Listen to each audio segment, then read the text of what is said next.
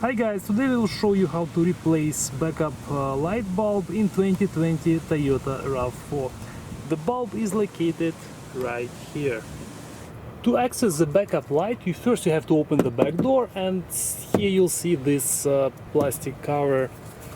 To remove it, you can use either trim removal tool or simply a screwdriver or something else, something flat. Carefully pry it open. And this is our backup light bulb. Turn it counterclockwise, and this is a bulb. So I will carefully pull it out, and I'll show you. This is the size 9:1. Here we have replacement bulbs. And as I said, yes, the size is 9:1.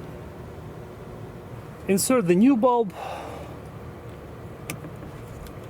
the same way and put it back in and turn the base clockwise, like this.